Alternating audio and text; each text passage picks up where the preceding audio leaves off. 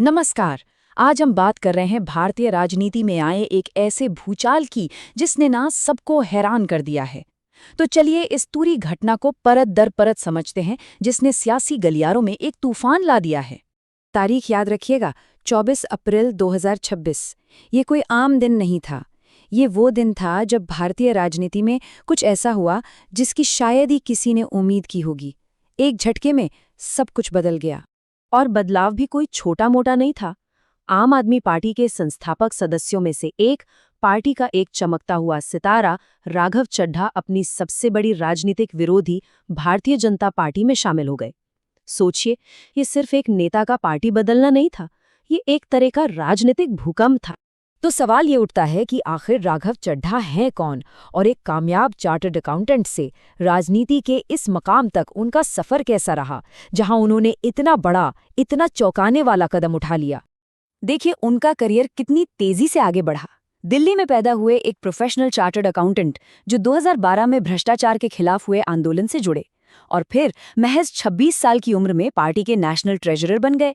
2020 में विधायक और 2022 तक देश के सबसे युवा राज्यसभा सांसदों में से एक। वाकई एक कमाल का सफर। और इस राजनीतिक कामयाबी के पीछे उनकी पढ़ाई लिखाई का भी बड़ा हाथ था।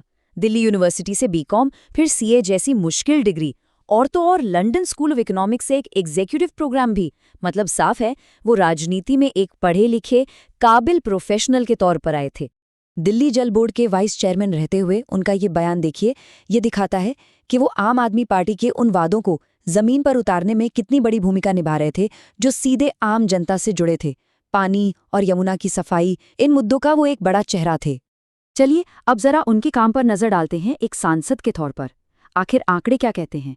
क्यों उन्हें अपनी पार्टी के सबसे असरदार नेताओं में गिना जाता था? सबसे पहले तो उनकी हाजिरी देखिए, 85% अटेंडेंस। ये सिर्फ नेशनल एवरेज से ही ज्यादा नहीं, बल्कि पंजाब के सांसदों के एवरेज से भी काफी ज्यादा थी। ये दिखाता है कि वो अपने काम को लेकर कितने सीरियस थे। और बात सिर्फ हाजिरी की नहीं है, वो संसद में चुप नहीं बैठते थे। उन्होंने 350 सवाल पूछे, जबकि नेशनल एवरेज सिर्फ 203 है। मतलब वो लगातार सरकार से सवाल कर रहे थे, जवाब मांग रहे थे और जरूरी मुद्दों को उठा रहे थे। और अब ये आंकड़ा देखिए, 9 प्राइवेट मेंबर बिल, जहां देश का औसत सिर्फ 1.2 है, उन्होंने 9 बिल पेश किए। ये दिखाता है कि वो सिर्फ समस्याएं नहीं बताते थे, बल्कि कानून बनाकर समाधान लाने की भी कोशिश करते थे। सब कुछ ठीक चल रहा था, लेकिन फिर अचानक 2 अप्रैल 2026 को कहानी में एक मोड़ आया। आम आदमी पार्टी ने उन्हें राज्यसभा में डिप्टी लीडर के पद से हटा दिया। ये पहली बार था जब पार्टी और उनके बीच की दरार खुलकर सामने आई, और यहीं से अटकलों का बाजार गर्म हो गया। तो चलिए अब वापस आज पर आते हैं और समझने की कोशिश करते हैं कि आखिर ये दलबदल हुआ क्यों। क्योंकि इस पर दोनों पार्टियों की अपनी अपनी कहानियां हैं, अपने अपने दावे हैं। और ये समझना बहुत जरूरी है कि ये सिर्फ राघव चड्ढा का फैसला नहीं था। उनके साथ साथ आम आदमी पार्टी के 6 और राज्यसभा सांसदों ने पार्टी छोड़ दी। ये एक सोचा समझा कदम लग रहा था जिसने पार्टी की नींव हिलाकर रख दी। तो वजह क्या थी? आम आदमी पार्टी का कहना है कि ये ऑपरेशन लोटस है, मतलब उनकी पार्टी को तोड़ने की साजिश, जिसके लिए केंद्रीय एजेंसियों का गलत इस्तेमाल किया जा रहा है। वहीं दूसरी तरफ बीजेपी का कहना है कि ये आपके अंदर की परेशानियां हैं, वहां फैले भ्रष्टाचार और अंदरूनी झगड़ों का नतीजा है।